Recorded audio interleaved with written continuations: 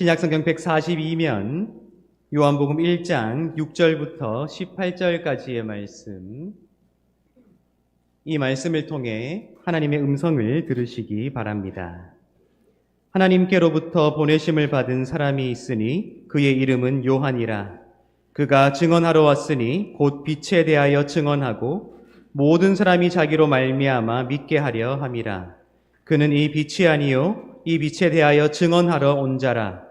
참빛 곧 세상에 와서 각 사람에게 비추는 빛이 있었나니 그가 세상에 계셨으며 세상은 그로 말미암아 지은 바 되었으되 세상이 그를 알지 못하였고 자기 땅에 오매 자기 백성이 영접하지 아니하였으나 영접하는 자 곧 그 이름을 믿는 자들에게는 하나님의 자녀가 되는 권세를 주셨으니 이는 혈통으로나 육정으로나 사람의 뜻으로 나지 아니하고 오직 하나님께로부터 난 자들이니라.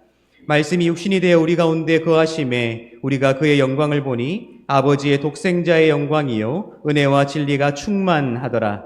요한이 그에 대하여 증언하여 외쳐 이르되 내가 전에 말하기를 내 뒤에 오시는 이가 나보다 앞선 것은 나보다 먼저 계심이라 한 것이 이 사람을 가리킴이라 하니라. 우리가 다 그의 충만한 데서 받으니 은혜 위에 은혜로라. 율법은 모세로 말미암아 주어진 것이요 은혜와 진리는 예수 그리스도로 말미암아 온 것이라. 본래 하나님을 본 사람이 없으되 아버지 품속에 있는 독생하신 하나님이 나타내셨느니라. 아멘. 이전 앞에 좌우에 계신 분들에게 한번 인사하실 때에 모든 것이 은혜입니다. 한번 인사하도록 하겠습니다. 모든 것이 은혜입니다. 아멘. 한 번 더 인사하실 때 이렇게 한번 고백해 볼까요? 당신이 있어 행복합니다. 한번 고백하겠습니다. 여러분이 있어 행복합니다. 우리가 하나님의 은혜라고 고백하는 것, 우리가 하나님께 받아 누리겠다고 기대하게 되는 그 모든 은혜가 어쩌면 우리가 보는 눈앞에 앉아있는 우리의 지체들을 통해 우리에게 주어지는 그 행복, 그 사랑이 아닐까 하는 생각을 해보게 됩니다. 날마다 그 하나님의 은혜를 함께 나누며 누리게 되는 여러분들의 삶이 되시기를 예수님의 이름으로 축복합니다. 여러분 이제 인사를 하지 마시고요. 주위를 한번 둘러보실래요? 저는 오늘 이 예배를 드리며 다 내색하지 못했지만 이 광경 자체가 너무 사랑스럽다 하는 생각을 해보았습니다. 제가 예배당에 들어왔을 때 한 권사님이 저에게 내가 오늘 예배 드리러 오기 힘들었는데 예배하기 위해 한 걸음에 달려왔다라고 하는 그 고백을 들으며 제 마음이 너무 푸근했습니다. 우리 찬양인도 하는 찬양팀을 보셨지요? 우리 찬양인도 하신 우리 김혜미 집사님, 여자 집사님, 감기 걸려서 목이 너무 좋지 않은데도 그렇게 열정적으로 찬양할 수 있는가 하는 생각을 하게 되지요. 우리 악기 반주할 때 한 자매님이 서서 건반을 치고 있지 않던가요? 네. 조금 전까지도 계속 서 있다가 이제 막 앉았는데요. 허리가 아파서 말입니다. 쉬고 싶을 텐데 나와서 서서라도 하나님을 찬양하는 그 모습이 너무 사랑스럽지 않습니까? 우리 찬양대 보세요. 마스크하고 계시죠? 우리 독감 걸려서 많은 분들이 빠져서 목소리가 작을지라도 그 마음만큼은 하나님 앞에 가장 크게 사랑을 고백하겠다는 그 다짐으로 노래하고 있는 이 모습 자체가 너무 예쁘고 사랑스럽지 않나요? 그렇죠? 우리 아이들 보세요. 지금 표정 보세요. 썩어가고 있습니다. 얼마나 졸리는지. 그럼에도 불구하고 오늘 수면 바지까지 맞춰 입고 왔더라고요. 여자아이들 몇 명. 저한테 자랑하더라고요. 여러분 얼마나 귀엽습니까? 졸린 눈을 비비며 이 자리에 예배 드리겠다고 앉아있는 이 아이들 조금 있으면 이제 슥 잠들기 시작할 겁니다. 한번 보세요. 그런데 그럼에도 불구하고 우리와 함께 이 자리에 앉아있는 이 모습이 얼마나 사랑스러운가. 우리가 1년 전입니다. 1년 전 함께 예배드리며 시작했던 2024년을 또 예배로 마치게 되고 또 새로운 한 해를 함께 예배드릴 수 있다는 이 사실이 얼마나 사랑스러운가. 뭐가 더 필요한가 하는 생각을 해보게 된다는 것이죠. 여러분, 어쩌면 우리에게 주어진 하나님의 복이 있다면, 은혜가 있다면, 사랑이 있다면 바로 이것이 아닐까 하는 생각이 들게 돼요. 여러분, 세상에 나아가서 얼마나 크게 성공하시게요? 얼마나 많은 돈을 버시게요? 얼마나 많은 공부를 하시게요? 아니요. 그저 함께 호흡하며 찬양할 수 있는 누군가 있다는 거. 그저 함께 예배할 수 있는 누군가 있다는 거. 그렇죠? 1년 지난 후에 여러분 돌아보시니까 우리 작년에 예배 드릴 때보다 조금 더 늙었나요? 주름이 하나하나 늘어가지만 마음만큼은 항상 뜨겁게 하나님을 함께 예배할 수 있는 누군가 있다는 것. 그것이 가장 큰 행복이 아닌가, 사랑이 아닌가, 은혜가 아닌가 하는 생각을 해보게 됩니다. 올 한 해도 그렇게 하나님께서 이미 우리에게 주신 은혜와 사랑을 누리며 그것을 나누는 가장 행복한 교회, 행복을 나누는 교회, 우리 한사랑교회가 되기를 예수님의 이름으로 축복합니다. 지난 한 해를 돌아볼 때 여러분들의 개인의 삶 속에서 또한 우리가 살아가는 이 사회 속에서 참 크고 많은 일들이 있었습니다. 아름다운 일들이 가득했으면 좋았을 텐데 웬일인지 아름다운 일보다는 고통스럽고 걱정되고 아픈 일들이 훨씬 더 많았다는 생각을 하게 되는 것도 사실이겠습니다.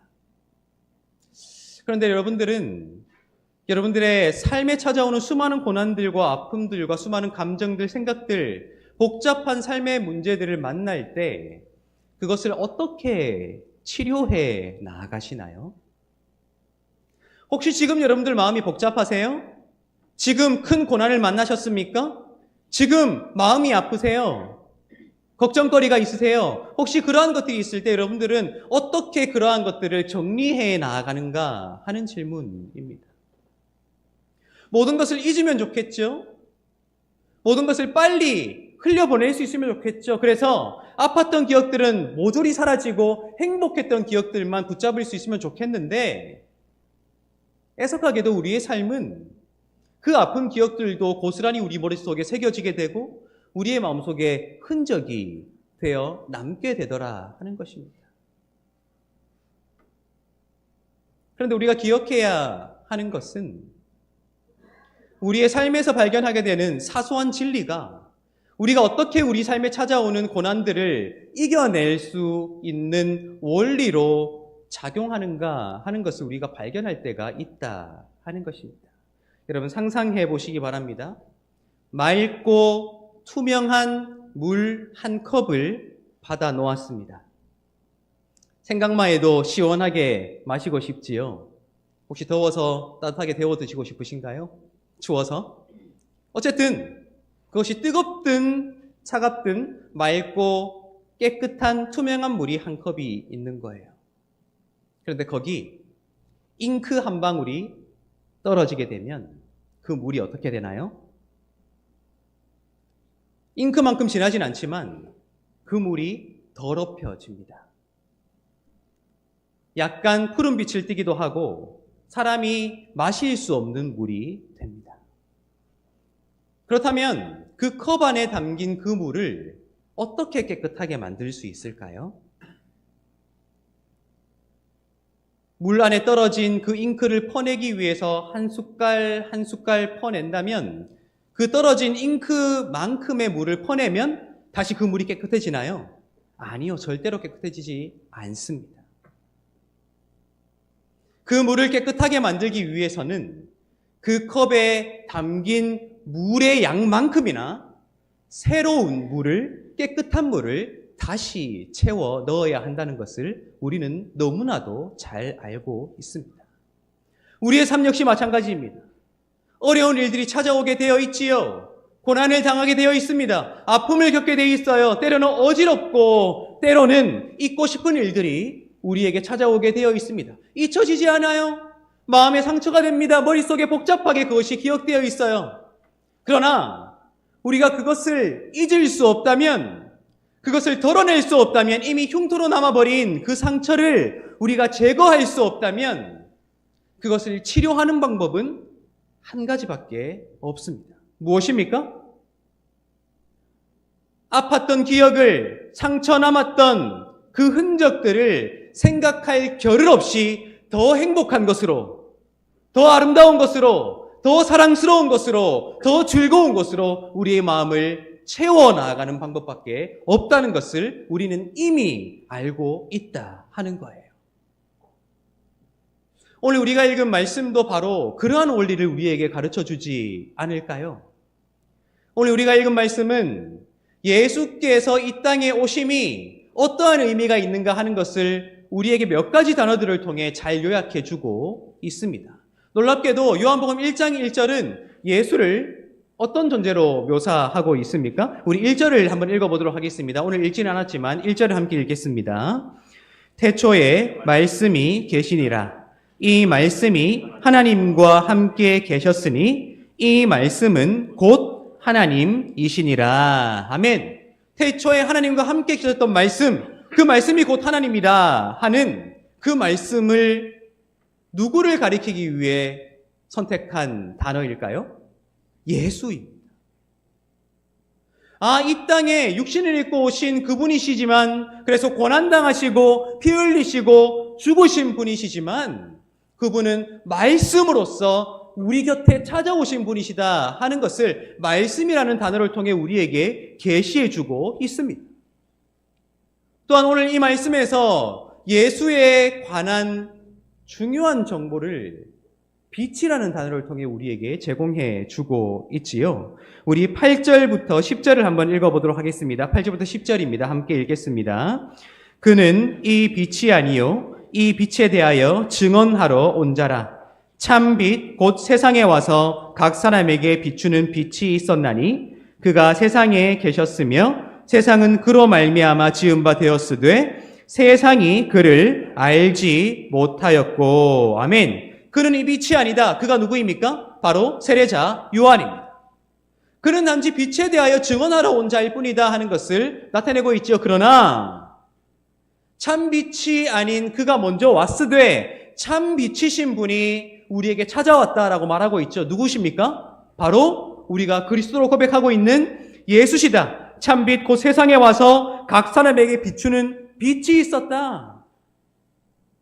여러분 보이세요? 예수께서 이 땅에 그들과 함께 계실 때 깨닫지 못했던 예수의 의미, 예수의 존재, 그분께서 이 땅에 오신 목적과 참된 의미를 뒤늦게서야 말씀이라는 단어로, 빛이라는 단어로 요약해내고 있다 하는 것입니다.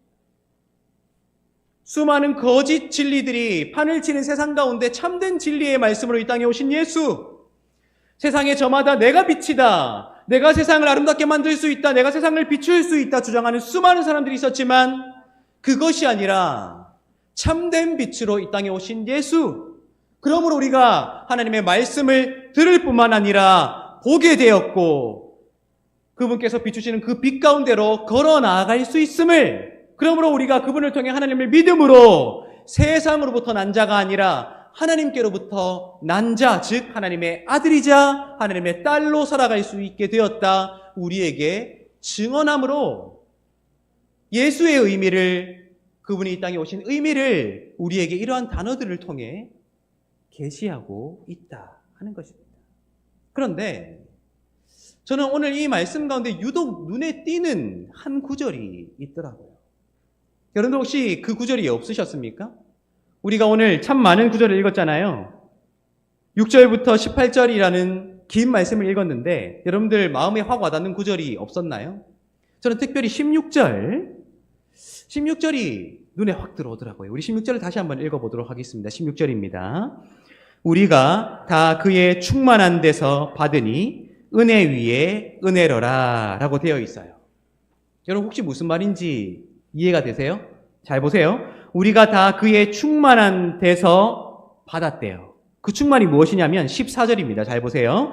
말씀이 육신이 되어 우리 가운데 거하심에 우리가 그의 영광을 보니 아버지의 독생자의 영광이요 은혜와 진리가 충만하더라. 뭐가 충만하다고요? 은혜와 진리가 충만하다. 따라서 우리가 다 그의 충만한 데서 받은 것은, 그 충만이 가리키는 바는 은혜와 진리이다. 은혜와 진리가 충만한 그분에게서 무엇인가를 받았는데 받고 보니 그것이 무엇이라고 규정하고 있습니까? 은혜 위에 은혜로라. 우리가 다 그의 충만한 데서 받으니 그것이 하나님의 은혜다라고 표현할 수도 있었을 텐데 굳이 은혜 위에 은혜로라라고 되어 있어요. 이 말을 조금 더 쉽게 말하면 은혜를 받고 또 받았다는 거예요. 받고 또 받았다. 예수 그리스도께 충만한 그 은혜와 진리를 통해 우리가 하나님께로부터 참 많은 것들을 받았는데 그것이 한 번 주어진 은혜가 아니요. 받고 또 받게 되는 은혜 위에 은혜를 받고 또 받는 반복적으로 우리에게 주어지는 하나님의 은혜였다는 것을 요한복음의 저자인 요한이 뒤늦게 깨달아 고백하고 있다 하는 것입니다. 여러분 왜 이런 표현을 했을까요? 그 모든 것이 하나님의 은혜더라 라고 한 번만 표현해도 됐을 텐데 왜 은혜 위에 은혜더라, 은혜를 받고 또 받았더라 라는 반복적인 표현을 하고 있을까요? 바로 그것이 우리를 치료하시는 하나님의 방법이기 때문입니다. 이스라엘의 역사를 생각해 보십시오. 수많은 질고들을 겪었습니다. 고난들을 겪었습니다. 이스라엘 백성들이, 하나님의 백성들이 그 많은 질고의 역사를, 고난의 역사를 다 잊었더라면 좋았을 텐데 놀랍게도 그들이 직접 하나님의 영감으로 성경을 기록했는데 그들이 당했던 수많은 고난과 아픔을 고스란히 다 기록했잖아요. 하나하나 다 기억하고 있다는 거예요. 고난 많았던 그들의 삶, 아픔 많았던 그들의 삶, 때로는 스스로 하나님을 버렸던 그들의 배교의 삶을 그들이 다 기억하고 있다는 거예요. 생각해보면 감사할 것 하나 없는 거예요. 아름다울 것 하나 없는 거예요. 하나 사랑스러울 구석이 없는 거예요. 그런데 놀랍게도 하나님은 그들 마음속에 새겨져 있고 머릿속에 복잡하게 얽혀있는 그 질고와 고난의 역사를 그냥 그렇게 버려두지 않는다는 거예요. 맑은 물 위에 고난이라는 잉크, 질곡이라는 잉크, 아픔이라는 잉크가 떨어졌을 때 하나님께서 스스로 깨끗해지기를 그냥 기다리고 계시지 않는다.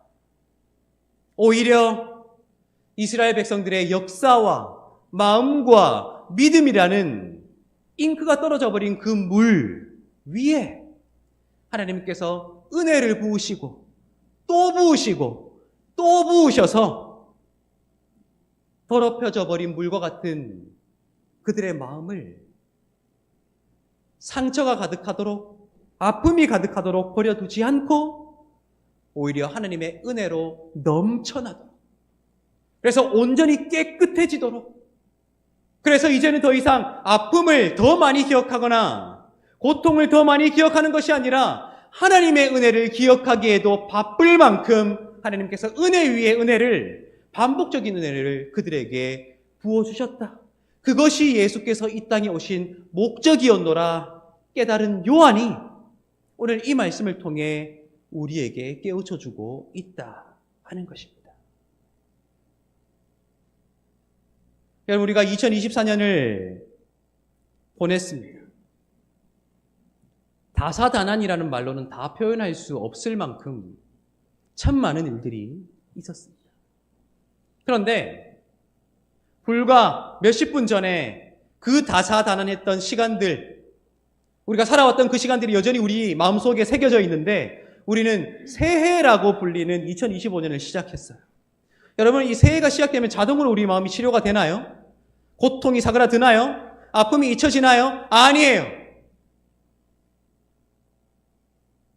우리에게 필요한 것은 은혜 위에 은혜, 반복적으로 부어주시는 은혜, 그래서 우리의 더럽혀지고 혼란하며 혼탁한 마음을 깨끗하게 하고도 남을 만큼 넘쳐 흐르도록 부어주시는 하나님의 은혜가 우리에게 있을 때 비로소 새해가 진정한 의미의 새해가 될 수가 있고 우리의 마음이 진정한 의미의 새 마음이 될 수 있고 우리가 새로운 믿음으로 주님 앞에 살아갈 수 있게 된다 하는 것입니다. 여러분, 지금 그 하나님의 은혜를 받아 누리기 위해 이 자리에 나오셨지요. 그런데 저는 여러분들에게 부탁드리고 싶습니다. 여러분, 오늘 이 요한의 고백을 한번 잘 보십시오. 예수께서 이 땅에 오셨을 때 그것을 몰랐기 때문에 그들은 수동적이었어요. 예수께서 승천하시고 난 뒤에야 깨닫고 이것을 썼잖아요. 그렇죠? 저는 여러분들에게 부탁하고 싶습니다. 하나님께서 은혜 위에 은혜를 부어주실 것입니다. 믿으십니까? 은혜를 반복적으로 부어주셔서 우리의 상처를 치료하시고 우리의 삶을 다시 맑고 깨끗하게 만들어 주실 거예요. 믿으십니까? 그런데 우리가 결단해야 될 것이 있어요. 그것을 기다리기만 해서는 안 된다 하는 거예요. 하나님의 은혜가 부어지기를 기다리기만 해서는 안 된다. 하나님이 은혜를 부어주실 때 그 은혜를 은혜로 깨닫기 위해서, 그 은혜를 은혜로 누리기 위해서 우리가 적극적으로 그 은혜를 우리의 삶 속에서 행해 나가야 한다는 것을 여러분들에게 말씀드리고 싶어요. 작년 한 해 여러분들의 입술이 누군가에게 상처 주는 말로, 가시돋친 말로 가득했다면 적극적으로 이제는 은혜 위에 은혜, 하나님께서 주실 그것을 기다리지 말고 더 위로하는 말과 사랑하는 말로 그 모든 것들을 덮어 나아갈 수 있는 용기와 행위가 필요해요. 내 마음이 누군가를 미워하고 질투하고 시기했지만 그것이 당연한 것처럼 아무런 자각도 없이 문제의식도 없이 살아왔다면 내 마음을 그저 버려두고 하나님께서 은혜를 더해 주셔서 씻어 주시겠지 기다리지 말고 내 마음의 아름다운 것을 스스로 담아낼 수 있도록 노력해야 해요. 내 행동으로 누군가에게 상처를 주었다면, 내 행동이 누군가에게 걸림돌이 되었다면 그것을 하나님께서 바꿔주시기만을 기다리는 것이 아니라 내가 적극적으로, 능동적으로 행동을 바꾸어 나가야 해요. 손 내밀어주는 행동, 섬기는 행동, 엎드리는 행동, 누군가를 나보다 더 높여주는 행동으로 내 마음속 더럽혀진 그 물을 깨끗하게 만들 수 있는 하나님의 은혜의 마중물을 나 스스로 채워 나아갈 수 있어야 한다 하는 것입니다. 여러분, 제가 2022년 12월 11일 한사랑교회 담임 목사로 부임했지요. 1년 후 2023년 12월 18일 노예로부터 교회를 위임받아 위임 목사로 지금까지 심우하고 있습니다. 2년하고 조금 며칠 더 지났는데요. 생각해보면 나도 모르는 사이 여러분들에게 얼마나 많은 상처를 주었을까 하는 생각을 하게 돼요. 혹시 저 때문에 상처받은 분 계십니까? 용서하십시오. 그런데 생각해보면 내가 누군가에게 준 상처를 그저 삭히고 말이에요. 묵혀두고 그저 자연적으로 치유되기를 기다리면 굳은 살이 되겠더라고요. 서로가 서로를 신뢰할 수 없고 서로가 서로를 사랑할 수 없을 만큼 두꺼워진 굳은 살이 되겠더라고요.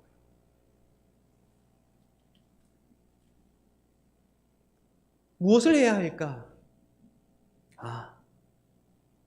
더 사랑해야 한다.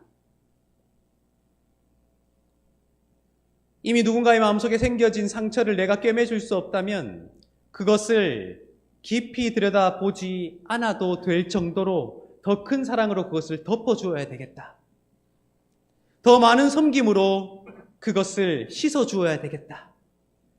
더 많은 사랑 고백으로 그렇게 손 내밀어 주어야 되겠다 하는 생각을 하게 돼요.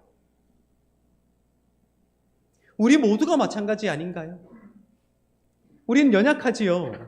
부족하지요. 한계가 가득해요. 나는 나름대로 배려를 하지만 그 배려를 받는 상대는 그 배려 때문에 상처받을 때도 있지요. 나는 사랑을 고백하고 사랑을 실천한다 하지만 그 사랑이 누군가에게는 정말 싫은 것이 될 때도 있지요. 그래, 나는 몰라요. 나름대로 최선을 다하지만 한계가 많기 때문에. 그렇다면 우리가 무엇을 할 수 있을까요? 또다시 상처 주지 않을까? 아파하지 않을까? 꺼려하고 외면하는 것이 아니라 겸허히 나의 나됨을 내려두고 그가 원하는 섬김을, 그가 원하는 사랑을 베풀어 나아감으로 우리의 마음속 상처보다는 새로운 사랑으로 채워나갈 수 있는 용기가 필요하지 않을까 하는 생각을 해보게 됩니다. 우리가 살아가는 이 땅도 마찬가지이지요. 여러분, 얼마나 많은 일들이 있었습니까? 불과 며칠 전 또 있어서는 안 될 참사가 발생했지요. 충격이 채 가시기 전에 또다시 찾아오는 그 충격들. 맞아요. 피할 수 있으면 좋겠는데, 발생하지 않으면 좋겠는데, 발생하게 될 때 우리가 뭘 할 수 있겠습니까? 더 적극적인 위로로, 더 적극적인 중보 기도로, 더 적극적인 사랑으로 아픔을 당하는 이 땅을 치료해 나가는 그러한 용기들.